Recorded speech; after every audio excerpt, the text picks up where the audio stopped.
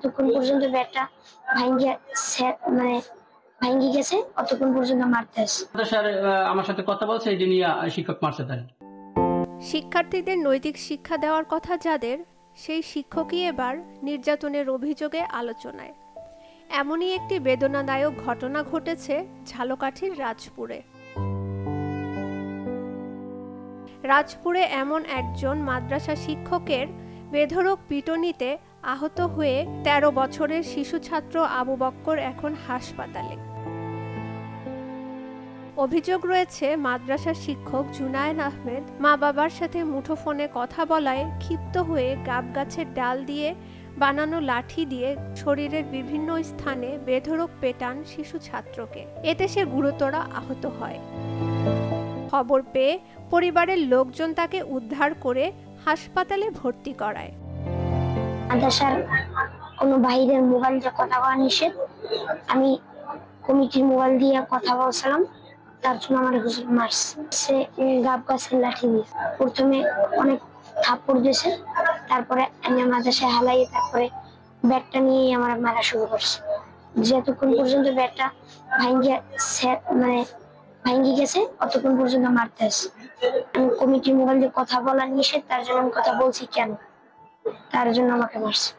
কথা বলার জন্য গেছিলাম, সে দেয় না। তোমার বাপে ফোন দিলে আমি কথা বলবো, কিন্তু তোমার কথা বলতে দেব না। হসপিটালে আছে আমার আব্বু। ছেলের নাম আবু বকর।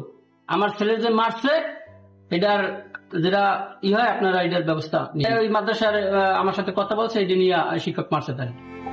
আহত ছাত্র আবু বক্কর সিদ্দিক মনসু রাজপুর উপজেলার সাতুরিয়া গ্রামের মহসিনের ছেলে এবং ওই মাদ্রাসার হাফেজি বিভাগের ছাত্র। অভিযুক্ত শিক্ষক জুনায়েদ একই গ্রামের জাহাঙ্গীরের ছেলে। আমি পিটান দিছি কি রকমের, এই যে আমি বসাইয়া পিটান দিছি পাশাপাশি। ওই যে বাচ্চাদের একটু পিটান দিতে গেলে বা কোনো ই করতে গেলে ওরা কিন্তু হাত না চায় না, তাহলে এই যে কিছু পড়ছে পিটান আপনারা দেখছেন, অবশ্যই দেখছেন। এই যে পিটান বলতেছে মানে যেইভাবে মারা উচিত ছিল তার থেকে মারাটা বেশি হয়েছে, এবং এর জন্য আমি অত্যন্ত দুঃখিত। শিক্ষকের এমন নির্মম নির্যাতনে মানসিকভাবেও ভেঙে পড়েছে আবু বক্কর। আগে ভালো জানতাম, মাঝে মাঝে কেমন জানি খারাপ জানি মাঝে মাঝে।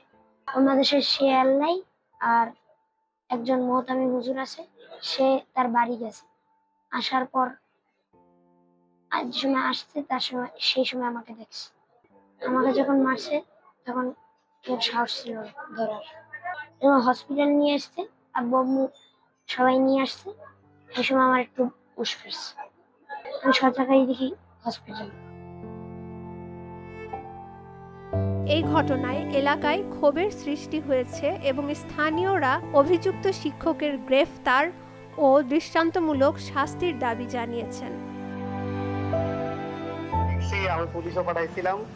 এখন হচ্ছে ভুক্তভোগী পরিবারকে কয়েকবার বলা হয়েছে তারা আগে চিকিৎসা করাবে, পরবর্তীতে সে মামলা মোকদ্দমা কি করবে সেটা পরে সিদ্ধান্ত নেবে। আজকেও কথা বললাম, একই কথা। সে বলছে যে স্যার আমি আগে আমার ছেলেকে সুস্থ করি, পরবর্তীতে ই করি। অভিযোগ দিলে আমরা আইনগত ব্যবস্থা নেব, আমরা প্রস্তুত আছি। মাদ্রাসা শিক্ষকের এমন নির্যাতনের ঘটনায় আতঙ্কে প্রতিষ্ঠানটির অন্যান্য শিক্ষার্থীরাও। প্রশাসনের পক্ষ থেকে দ্রুত বিচার নিশ্চিত না করা হলে এমন ঘটনা আরও ঘটবে বলে জানিয়েছেন স্থানীয়রা। Desk report, channel 24।